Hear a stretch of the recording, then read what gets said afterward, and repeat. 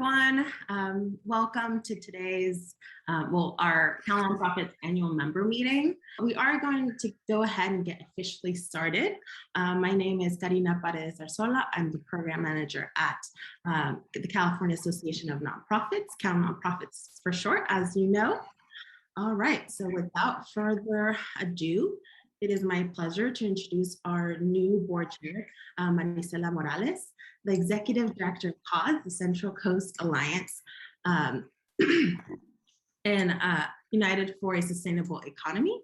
So go ahead and take it away, Maricela. Thank you, Karina. Welcome, bienvenidos to our, what we lovingly refer to as our CalNonprofits members. Board members and staff are very interested in what you CalNonprofits members have to say. So throughout our time together, please do write comments or questions in the chat box. There will be time during today's annual member meeting for some Q&A. So please, as soon as you have a thought, a comment, or a question, don't hesitate to include it in the chat box. By way of introduction, my name is Maricela Morales, and as of this month, I'm the new board chair of CalNonprofits. I joined the CalNonprofits board and agreed to be chair because CalNonprofits work supports the work of the organization that I work with directly, but also the dozens of partner organizations throughout California that I believe in just as much as my own organization. A little bit about myself. I started my work with nonprofits as a 13-year-old youth intern doing public health outreach with farm workers and immigrants. Throughout high school, undergrad, and postgrad, I volunteered and worked for nonprofits. 20 years ago, I helped start a new nonprofit, that's CAUSE. And CAUSE's mission is to build community power with working class and immigrant communities of color for social, economic, and environmental justice. At CAUSE, serve as fiscal sponsor to emerging Black, Indigenous, and people of color-led nonprofits. And so for the nearly 40 years that I've volunteered, worked for, started, and served on local and state boards, the nonprofit sector is still the place that inspires me every day. And one thing I've learned at CAUSE is that serving people and standing up for them go hand in hand. Organized advocacy is the way that we collectively advance a more impactful, humane, and just society. One thing about advocacy is that sometimes you face heated opposition, and sometimes even from people who are your allies on other issues. I want to point out that CalNonprofits is courageous and smart. A specific current example is CalNonprofits' work to increase transparency for donor-advised funds, or DAFs. Many nonprofits can't afford to take positions that their local foundations and corporate givers don't want them to take. We at CalNonprofits have taken prepared and reasonable steps towards holding philanthropy accountable to taxpayers and communities, the people that you serve as your clients, as your constituents. And I want you to know that this is a topic that our board and staff are fully committed to. CalNonprofits is the California statewide organization whose mission and purpose is to serve and advocate with nonprofits. I'm proud, and I hope you feel proud, to work in a most generous and inspiring sector and to be a member of CalNonprofits. Next slide, please. Here's our agenda for our annual member meeting today. You'll get to hear from several of our staff, as well as from our board treasurer, Geoff Green, and our representative from the CalNonprofits Insurance Services. As I said, there's time for Q&A, so please jot your comments, your questions in the chat, and we'll have some time towards the end to get to that. Next slide, please. Here you see our current CalNonprofit board members. There isn't a red carpet, but if you can imagine that, Here we are standing on the red carpet before you. In a time of racial justice reckoning in our nation, I'm proud to share that CalNonprofits is a leader in board inclusion and diversity, with 2/3 of our board being people of color. In a state as large as California, geographic inclusion is also really critical.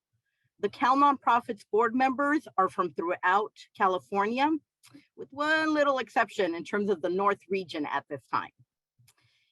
In particular, I believe that our nonprofit sector has to pay more attention to nonprofits in the underserved parts of California, rural areas, economically disenfranchised or poor communities, and communities of color.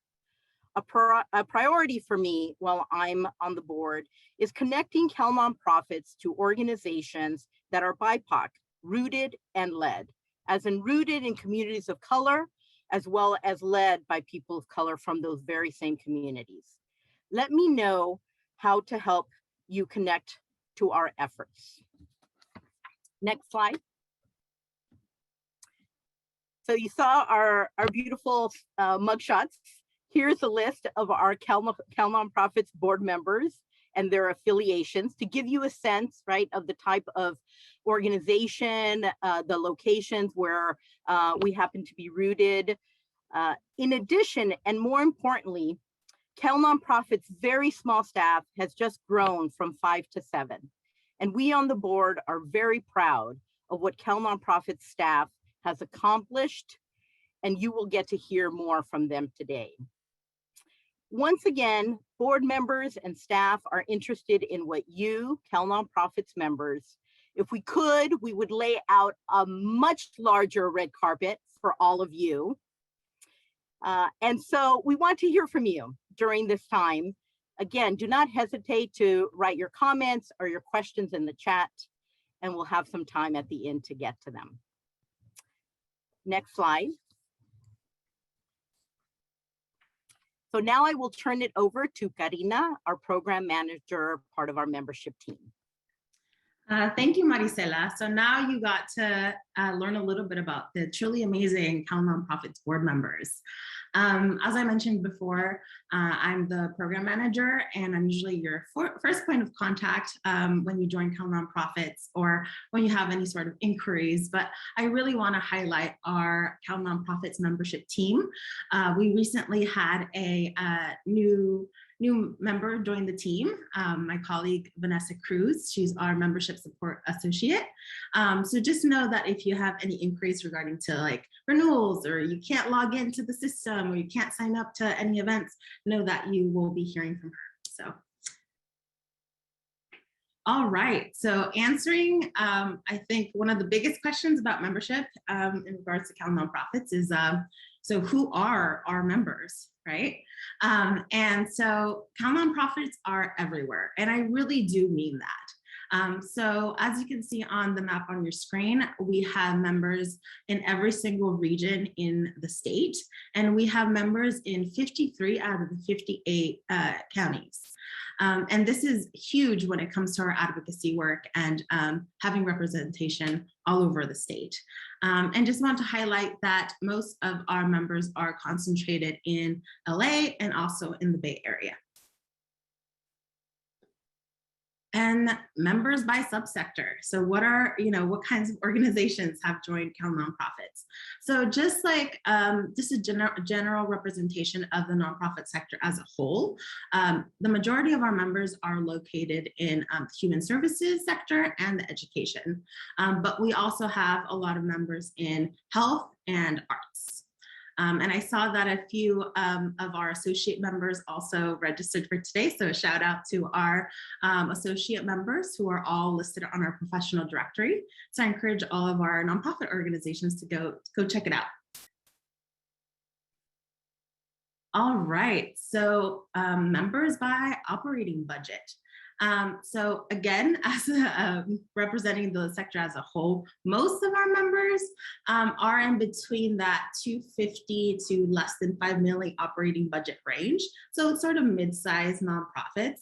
But I do want to point out that in the last year, we have had a surge in sort of our like less than 75 operating budget level organizations. And, you know, the 2/3 of the nonprofit sector as a whole are all volunteer organizations. So I know that often we talked about, you know, how many employees or what's their operating budget, but some of these truly big organizations are all volunteer run. So I really wanted to highlight that. And also, I saw that, I don't know if they are here, but I saw that a few folks from the Santa Barbara Foundation registered for today. So I hope they're on, haven't seen. But I just want to give a shout out and a thank you for them to having the Santa Barbara Foundation membership program open to their grantees to have a 1-year free membership for our for CalNonprofits membership. And I know that some of the folks that were able to participate in that program registered. So shout out to you all. All right, so getting the best, the most out of your CalNonprofits membership. That's sort of one of the most popular questions that I get. And so we offer a lot. And our two most popular member benefits are our insurance services. So CalNonprofits Insurance Services, which you will hear more about later today, which is our subsidiary. And they're just really quickly, basically a one-stop shop for everything insurance related to nonprofits. And secondly, all members get a free subscription to Mineral, formerly known as Think HR. And it's an online platform where you get human resources and compliance information. I know that we had an advanced question about it. So know that we tend to have a Mineral webinar every quarter, and we have one coming up next week. So that'll be also included in your follow-up email. So know that that's coming. And also discounts. Members get discounts to things like office supplies, background checks, many other things. You can sign up for Purchasing Point and you get access to discounts at over 100 vendors like Staples, FedEx, car rentals, which I have heard have gone up in the last year. So feel free to take advantage of that. And also our advocacy work, right?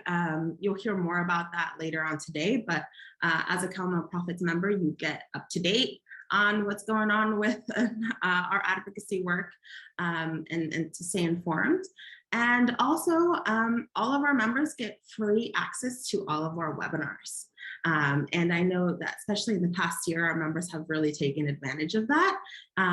And it really pays off to have this CalNonprofits membership rather than sometimes, you know, having one person or two people register. And I know a lot of our members have really taken advantage, especially of our like legal do's and don'ts webinar series, some of our insurance webinars.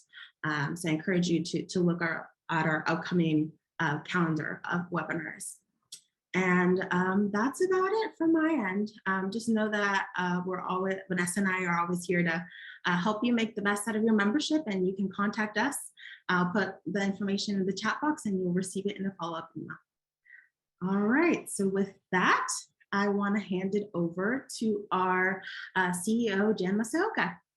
Thanks so much, Karina. As you guys can tell, Karina is just great to have as a coworker. Let's take a look at the next slide, which I think is our staff slide. I'm hoping, yeah. So just so you know, this is our gigantic staff.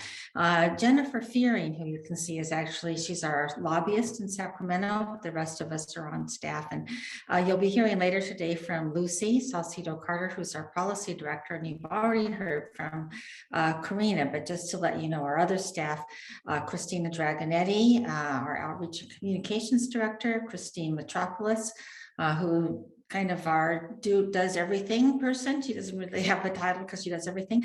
Henry Duong, who's our tech support today, but also our education manager. And he's also based in Los Angeles. As soon as the California Endowment Building opens again, he'll be working there. So if you're in Southern California, I hope especially you'll get a chance to know him. And then Vanessa Cruz, who Karina also introduced. Okay, so I wanted to share with you some reflections on the California nonprofit community these days and kind of where we're going through. And I'm hoping that that you've all had enough coffee to be writing comments, but let's do the poll first. Thanks, Karina, for that. Please look in the chat box and you'll see the link to this poll. And we're not going to have time today to show you the results of the poll, but we hope that you'll do it. And when you get the follow-up email from this, we'll give you the results.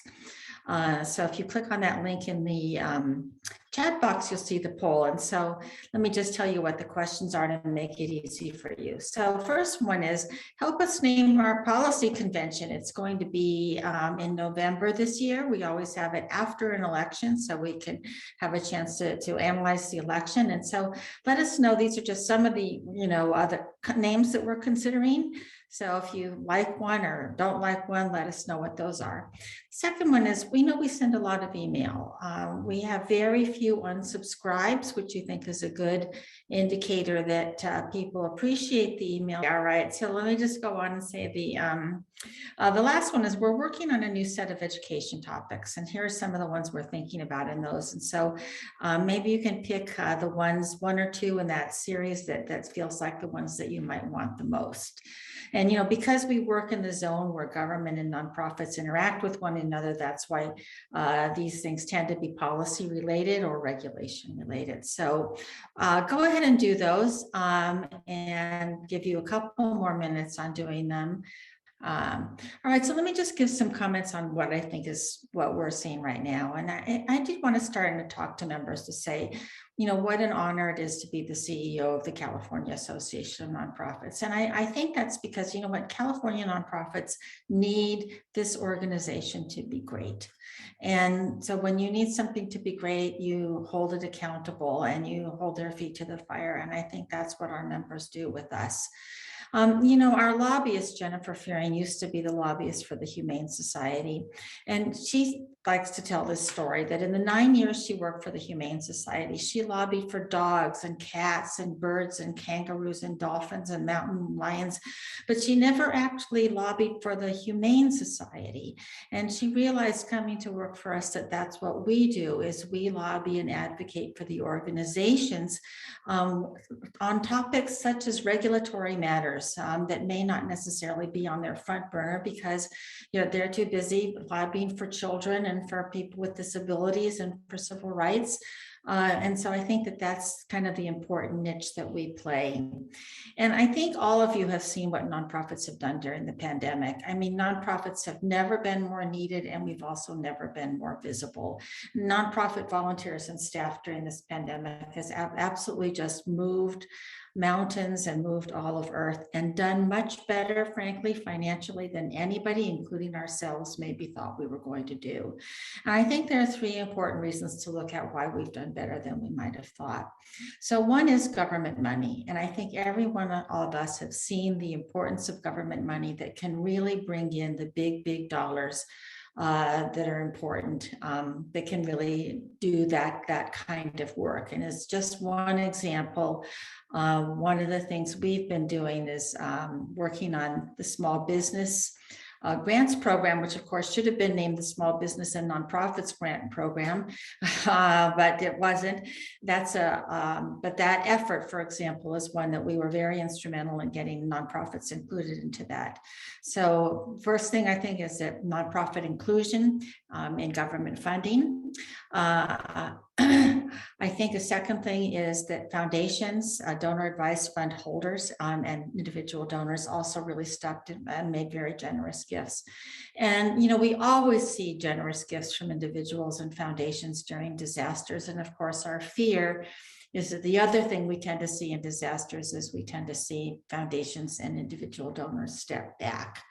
And so I think we all need to be vocal and hoping that kind of generosity will continue, because frankly, we just need it to continue. And thirdly, the fact is nonprofits are just more resourceful, grittier, and smarter and more committed than we even know ourselves to be. And, one of the things about nonprofits is when the pandemic hit, nobody was saying stuff like, oh, but wait a minute, but working on the pandemic isn't part of our strategic plan. Or nobody said, but wait a minute, masks aren't in our budget. We can't buy masks. Instead, what nonprofits always do is, instead of asking those kinds of questions like what's in the budget or the plan, we always ask, what does our community need us to be doing right now? And that's what we do. And so I think that commitment and willingness, and not just willingness, but commitment and zeal for doing what the communities need is also what's pulled us, all of us organizations, through the pandemic in particular. So I will have to say that just as I'm proud of our nonprofit community, I'm also proud of a couple of things we've done at CalNonprofits over the last year. First one I just mentioned was the fact that we first got nonprofits included in the small business grants, and based on doing that, we believe that about, our estimates are, because the data isn't all out yet, but that about 6,000 nonprofits in California got those grants totaling about $75 million. So feel it's very important work that we've done in that particular arena. I'm also really proud of our work getting contract flexibility for nonprofits with government contracts. I just know what a pain point this is. As a former CFO and CEO that's had government contracts, oh gosh, I just know what this is about. And we made a lot of progress. We did not get anywhere near to where we needed to be, but there is, in fact, right now, a bill in the legislature that we are supporting very strongly to make sure that in any coming disasters, that contract flexibility will be written into law. And third, I'm very proud of our engaging foundations in California and in finding common ground and how we can improve philanthropy. Philanthropy is especially important in California because we are such a wealthy state. We have so many decades and generations of wealth, and we have so much new wealth as well. So the fact is, we are fortunate to have this kind of philanthropic structure, which other states probably would love to have. But it also means that we have a responsibility to advocate for nonprofits with the world of philanthropy. And then finally, something there kind of very intangible, I think, is that what we are really standing up for is not just our community, but in fact, the authenticity of the nonprofit sector as a whole. And I think we've all seen that increasingly the nonprofit legal structure is being used by bad guys. It's being used by bad guys for personal profit. It's being used by them for personal influence, for illegal electioneering. And I think that, or just for people just thinking that nonprofits are just small businesses or just big businesses, that they're not any different. And I think ultimately what we're really standing up for is the authenticity of people who have visions for how the world can be better, and see that nonprofits are the best and most useful vehicle for them to achieve those visions. So I'm really hoping that you feel that those larger messages are some things that resonate with all of you. And I'm going to go ahead and put my individual email address in the chat box so that you can also email me directly at any time. Okay, so thanks very much. I don't see like any questions or comments. So either everybody needs another cup of coffee or they're just stunned or something like that. So anyway, I want to introduce Lucy Salcido Carter, and she's our policy director. And I think not all of you may know her. And we've just been so lucky to have her join our staff, and not that long before the pandemic. So she really, came at a time when there was just a zillion things to have to do. 30 seconds after starting. So Lucy's going to go over some of our policy stuff, let you know more about that. So Lucy. Okay, thank you, Jan. Hi, everybody. I'm really glad to get a chance to talk to you about just some of our policy and advocacy work this year. There's much more I could say, but I'll give you some highlights. I wanted to start with just picking up on some of the things that Jan mentioned about the California Small Business COVID-19 Grant Relief Program, which I know is a mouthful. I know many of you have applied for these grants, and and Jan talked about our role in the program. From an advocacy standpoint, I just want to let you know that we've had some successes and we've had some frustrations and challenges. And I want to talk first about the successes. Jan mentioned that, we really have had to fight quite hard to make sure that nonprofits are included in this, and we have. And We really feel that our advocacy has made a difference in ensuring that nonprofits are included, and the advocacy of our legislative allies. We really couldn't have done it without them. And we've also been working directly with Cal OSBA, that's the Office of Small Business Advocate. They're the agency that administers the grant program, and with Lendistry, who many of you have had contact with. And we've been able to improve some aspects of the application process, clearly not all of them. We have been able to have them include better explanations of what it means to be an owner of a nonprofit. We know that's not a term we use, and also have gotten some extensions on the 990 deadlines. So we will continue to work with the legislative staff and budget staff on this. We have been doing that. We've been testifying in hearings to expand some of the types of nonprofits that are prioritized for awards, to increase outreach. And also we supported the designated funding for the arts and cultural institutions. So just wanted to mention some of that. And I'll go ahead and just talk about some of the struggles. We continue to work to improve customer service, particularly for nonprofits. We feel that is lacking, to make sure that you get the information you need to actually get a grant. We also feel that the numbers are low, even though they are good. We want to try to get these grants to more nonprofits. So we'll continue to do that work. So I want to also talk about a couple of the bills that we are taking a lead on as a lead supporting organization. The first one is Assembly Bill 488, and this has been a multi-year project with Assemblymember Irwin and also with the Attorney General's office that is the lead sponsor on the bill. So it is a set of regulations for the online charitable platform industry. That is the GoFundMes, Amazon Smiles, and PayPals of the world. We know from conversations with you that nonprofits are frustrated with delays in receiving funding from these platforms. Donors are concerned that not all of their donated money is actually getting to the nonprofits. So we have been really involved in making sure that regulations are put in place so that the donor nonprofit relationship is protected and that you can get the resources you need as quickly as possible. We've been involved in a lot of stakeholder meetings with the Attorney General's and author staff, and we think that it's a really good bill at this point. We may be turning to you for more support for it as it moves through Senate appropriations and hopefully to the Senate floor, so stay tuned on that. The other bill is one that Jan mentioned, Senate Bill 784, authored by Senator Glazer. We really heard from you in a survey we did over a year ago that the contract flexibility issue was quite challenging for people during the pandemic.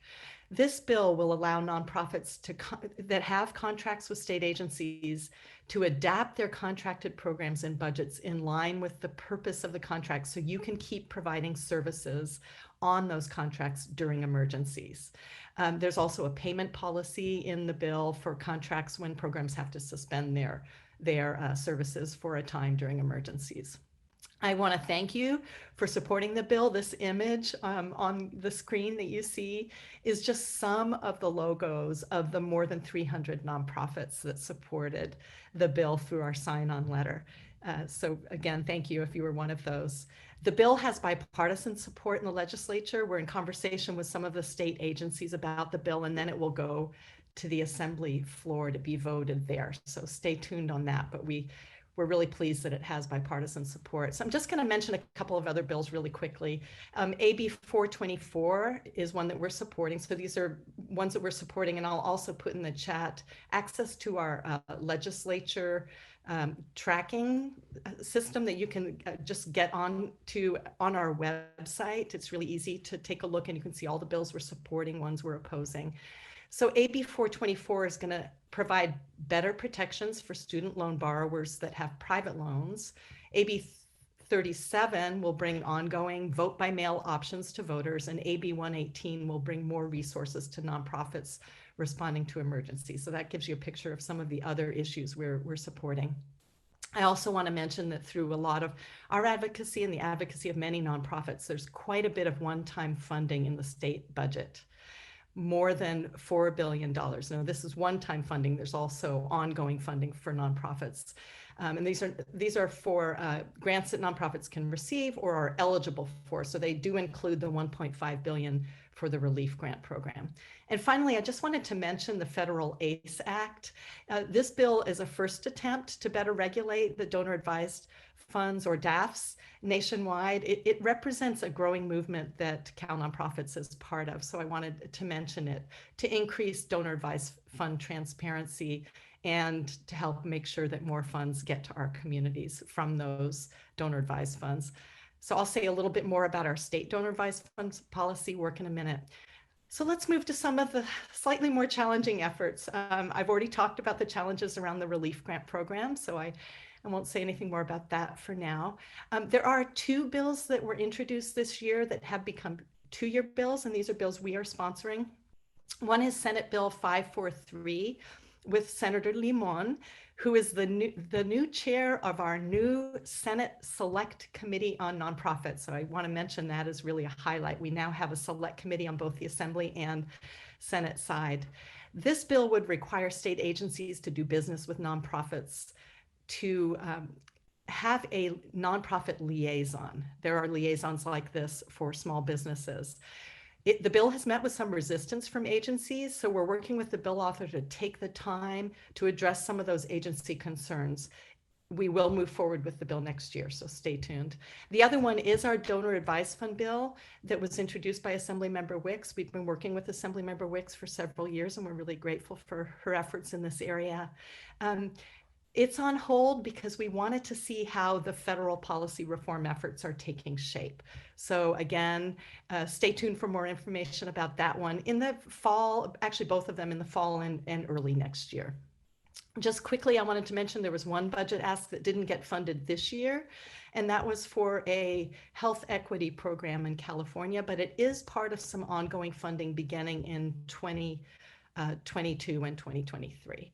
And last but not least, I just want to remind all of us that there is more than $42 billion in funds from the Federal American Rescue Plan Act coming to the state and also to our local governments. So it's critical for all of us to be connecting with our local city council members and county supervisors to help ensure that some of those funds go to nonprofits working locally. So I'm going to stop there, and I know we'll have a chance for questions, and I look forward to answering your questions.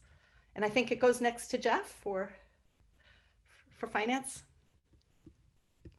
Great. Well, thank you, Lucy, and thank you all for being here. So I have the privilege of doing the numbers with you all. I am the current or brand new again treasurer of the board. I'll just say by way of introduction, I first connected with the California Association of Nonprofits in the late 1870s. Okay, small exaggeration, the late 1990s. And have worked most of my adult life, like many of you have, in the nonprofit sector. And I've worked primarily at the nexus of philanthropy and social justice work and community organizing, and now in the education space with the Santa Barbara City College Foundation. I want to say that being the treasurer of the CalNonprofits Board is one of those joys because it is such a high-functioning organization from a budget perspective that we get to be visionary and creative and have debates like, would this make more sense or would that? Or do you want to start this now or in 6 months? As opposed to, oh my God, how do we get out of this hole? And I want to really attribute that to Jan's leadership, as well as the entire team at CalNonprofits. When Jan joined us some years ago, that was not the case. So we've spent a long time building up the fiscal health of the organization. And then of course, my colleagues on the board and the views that they bring into the various corners of the nonprofit sector across the great state of California really does put us in a good, strong place as we move forward into the post-pandemic world, whatever that looks like. So I want to bring up a few numbers in the next slide and give you a sense of the budget of our organization. Some of you may know this. This is the Small But Mighty California Association of Nonprofits. Believe it or not, we operate this statewide entity on a budget that up until very recently was just hovering around $1 million a year. And I know that pales in comparison to many of our own members and some of the bigger lifts that you all do. But it really has been a small but mighty crew. But that said, it's been a balanced budget for many years. And what we have generally relied on, and what you see on the screen now is our revenue, is really the three primary sources of revenue for the organization. The first is membership. That is both returning and new members. And I also want to give a shout out to my colleagues in the Santa Barbara region here. Thanks to my longtime coworker, Gary Clark, in his role with the Santa Barbara Foundation, we're experimenting with could foundations actually support membership for their grantees as a core tool for nonprofits of all types. So what that membership means for us is basically a third of our annual budget. And we, those go up and down as all organizations do, but we're seeing a really strong rise in membership right now. And we believe that has a lot to do with the relevance that the organization is providing in this moment. And of course, throughout the years, but right now there's a real focus on the role of our sector. The other is, the other really leg of that stool, right below that, you see the CNIS dividend. And of course, this is how many of us first encountered CalNonprofits, and that is our CalNonprofits Insurance Services. And I'm one of those folks. When I first joined in the actual late 1990s nonprofit, and we were looking for insurance for what at the time was very difficult to find for a small staff nonprofit, we found California Nonprofits Insurance Services. So that's how we work. We are one of those rare-ish entities that are a not-for-profit corporation that owns a for-profit corporation. And so there's a dividend that comes from that work that goes to the larger mothership organization, and that is a piece of our budget and a significant one. And then finally, down the left-hand side, you see a few different slices there. This is primarily grant funding. And this is one of the things that Jan's leadership and others has really brought to the table in a much bigger way in recent years. And you can see there the different types of multi-year grants where we have the opportunity to release things from restriction on an annual basis. We do have a handful of those very valuable unrestricted grants, and of course, bigger restricted grants. One thing I will point out is that this budget is, and this is a recast of our budget that was passed back in December of 2020, and it is nearly 50% larger on both sides of the ledger. And that is because of the work that has already been described of us stepping into the breach there of the disconnect between some of the relief funds and loan programs that were being offered and the nonprofit realities and culture of how we access those. So CalNonprofits did step into that. We received grant funds to do it, and then helped connect really our membership and all nonprofits, regardless of membership, with those resources as relief for the pandemic. So that is what it looks like on the income side. There's a couple smaller slices there, event registrations, job board, which is a newer project, and others. But let's look at the expenses. Like all nonprofits, some of our best colleagues and allies, the work goes to our people. So we are primarily staff, and you heard a little bit about our fabulous staff earlier in this webinar today.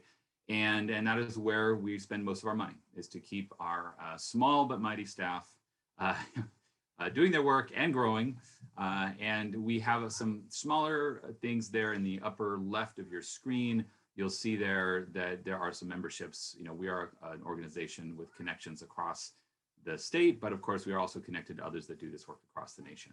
And of course, services and communications, not high dollar expense, but that is one of our primary roles. And so in addition to simply having a staff to do that in a very personable way that they do it, we also do have other things that we pilot and occasionally house within CalNonprofits. So what you can see there is a total expense of less than 1.2 million. You saw a more than 1.4 million projection on the income side, and we can all do the math, and that leaves a projected net positive of over $250,000 this year. Now that is, and you can see in parentheses there, thank you, Jan, for the comment, very unusual. This does not happen every year. So I don't want to give you the everything is rosy impression, but I will say that we have been building up a reserve so that we were fiscally healthy and had the flexibility in difficult times. And that was, of course, very valuable in this last year and a half. And this year, it looks as though we will again build on that. So this is why we have the opportunity to get creative and think in big picture terms about what CalNonprofits is doing well, could do better, and might possibly offer in the future. And we welcome that. So for all members, if you have an idea of something that you don't see being done, or you think that we could connect to and build on as something already being done and provide some marginal benefit, we are always open to those conversations. And I will leave it there, and there's going to be room for questions at any point.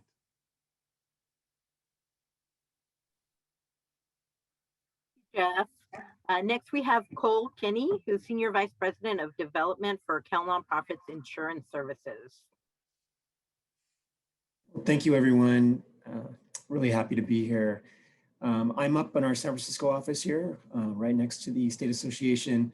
And we are a group of very passionate insurance professionals located throughout California. And all we do is insurance. So all we work with are people like you. And we have 1,400 nonprofit clients. We're serving over 26,000 lives in our group benefits team. And we really care about what you do. And probably the most unique thing that we offer is the ability to listen and really understand what you need and find the best insurance markets to fill that need. And we represent everyone that you would think of. We're just a broker like anyone else out there that you may work with. We have all the same capacity as any large broker out there, like a Gallagher or anything else. It's just that we're unique in that we just work with nonprofits and we just serve you. And all our profits go back to the State Association, as you saw on the slide. So all those profits go back to serving the nonprofit community and not lining the pockets of people just getting richer. So that's kind of what we do. As you can see in the slide here, we're offering all these types of insurance products that are very needed at this point in time for a lot of you all, not just due to contract, but also because we're seeing a high claim activity, especially during the pandemic around cyber liability, for example. So if there's any questions that you may have, I'm going to leave my email in the chat box there too. Feel free to reach out to me directly. I'm happy to answer any questions that you may have related to any of these types of insurance or help you find people that can. So thank you.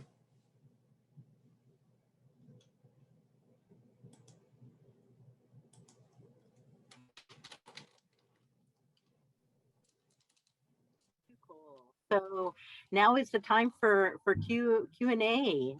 There is one question in the box. Not sure. Oh, it says here that Jan would like to answer this question, which is great. So the question is from David, speaking to professionalizing the workforce, and I'll hand it off to Jan. Thanks, David, for this question. You know, I think what the issue is better wages for nonprofit staff. The term professionalizing, you know, maybe I have a little bit of a quibble with, because not all of our jobs are professional jobs. We do them professionally, but many jobs in the nonprofit sector don't fit the kind of the classic definition of the word professional. But I think that there are two things that we can do that will affect wages and salaries in the nonprofit community. The first is we have to get better payments in our government contracts. About a third of the nonprofit sector's revenue comes from government. So if we can improve what they contract with us for, that will lead the whole sector, and it will make the other ones that are not with government actually have to come up. And that is, lots of nonprofits are fighting this with their county or with their county boards of supervisors, and many with their state agencies. And this is something that, particularly at the county level, I think is the best point of advocacy for this. And because we're a statewide organization, we can support local advocacy efforts, but we can't really lead them, and we shouldn't really lead them. So we are in touch with probably more than a dozen county advocacy coalitions of nonprofits working on these issues. So I think that's the first thing we can do. I think the second thing we have to do is we have to stand up more to our philanthropic partners and have them understand that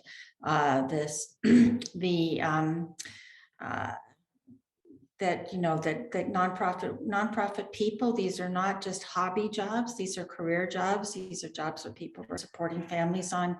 And I mean, I remember once I was asked to speak to a foundation board of trustees, a large private foundation. And I remember that one of the questions from the board members, from the trustees, was, I don't understand why we have to pay nonprofit people for like the time that they spend on holidays, because they're not working on like the 4th of July and on Christmas. And I thought, I mean, I was just almost speechless, but I think, you know, that we have to like, we have to educate people. And when we nonprofits, when foundations, when we submit a budget, for example, for a foundation grant, let's just say it's for 40,000, and they come back and say, we really like this, we're only going to give you 30,000. We can't say, well, we'll just do the same amount of work and we'll figure that out by reducing wages. So we need to say, no, we can't do that. And we have to stand up for ourselves and stand up for our employees. So I think that, so this is kind of, I think one of the things we try to make use of is our bully pulpit, our ability to speak to the foundation community and to government. And this issue, along with that of indirect costs, which is very closely tied to this, are certainly number one on our agenda, which is contracting and funding to nonprofits.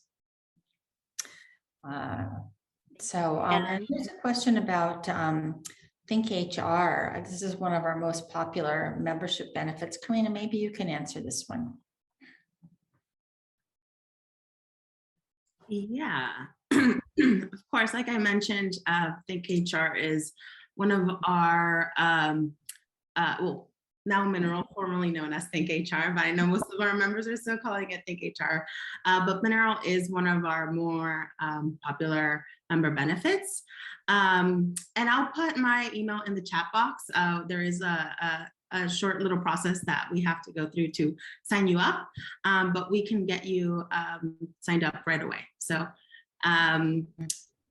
so that's the process to sign up, but I can also send out, and this will be included in your follow-up email, but a recording to our last Mineral webinar. And as I mentioned, we do have one coming up next week. But basically, Mineral is an online platform where you can get access to human resources and compliance information. I know our members take a lot of advantage of the hotline where you just call in with an HR question and they have experts ready to talk to you. And also the another thing that's very popular is the employee handbook toolkit. So you can go in and create your own employee handbook and they send you notifications of how to keep it up to date. So hope that answers your question. I know that I'll be sending out more information, but there is a lot in Mineral. Colleen, did you want to add something to that? Karina covered it all. I was just going to say, you know, the handbook, the hotline, and the compliance information. There's a calendar for keeping you up to date on any filings and recordings, that documents that you have to file. And we do quarterly webinars. There's also monthly webinars that can be taken that aren't specific to our product that we offer, but we do quarterly. Some of those are very general, like the one that is coming up is a general, all the tools touching on a little bit. And then we do one per year that's specific to building on the handbook. And ones, you know, we've done them on specific topics that people need more help with. But another really important resource available in there is the Learn platform. You can sign up your employees and they can take trainings, anything from safety training to harassment to customer service. I mean, there's all types of training available in there that you can assign and track for your employees too. It's a whole learning management system. And by the way, that's Colleen Lazinich, who's the CEO of CalNonprofits Insurance. And you can see she's got a really great pandemic haircut. She didn't used to look like that. So thanks, Colleen. I'm just going to butt in with one more comment that I've somehow skipped in my other comments, and that is, you know, I think this is very important. Even though we in the nonprofit sector tend to think of ourselves as mitigating disparities in society, in a lot of ways, nonprofits reflect those disparities too.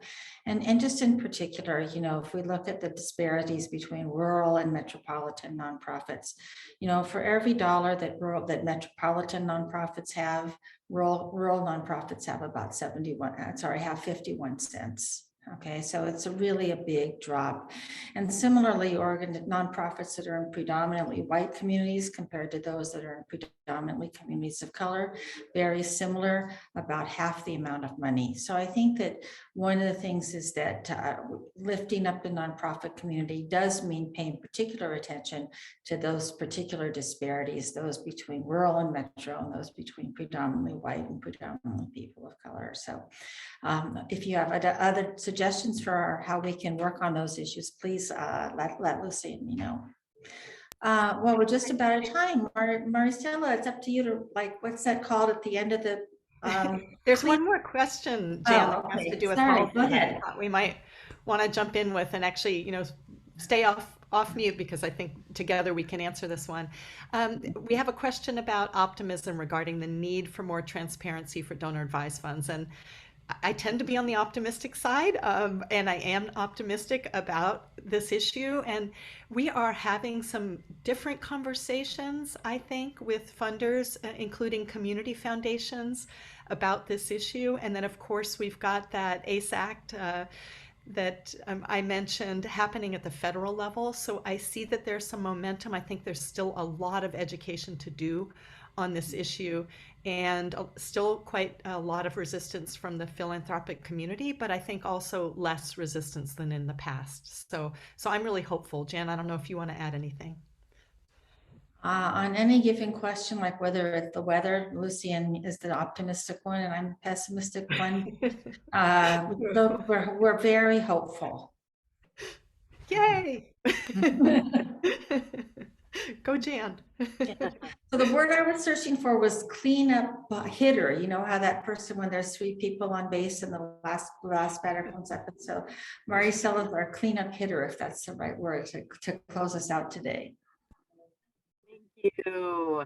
Thank you. Gracias. On behalf of the CalNonprofits Board and staff, thank you to you, our CalNonprofits members. We hope that our 2021 annual member meeting was informative and helpful for you. We certainly welcome your participation today. Throughout the year, please, por favor, do not hesitate to communicate with us, reach out. Jan shared her email. You're in contact with Karina, with Cole at CalNonprofits Insurance. We want to hear from you in terms of your needs, your experience directly on the field. And we look forward to continuing to serve our CalNonprofits members and to advocate for the sector as a whole. So please take very good care of yourselves and have a great rest of your day.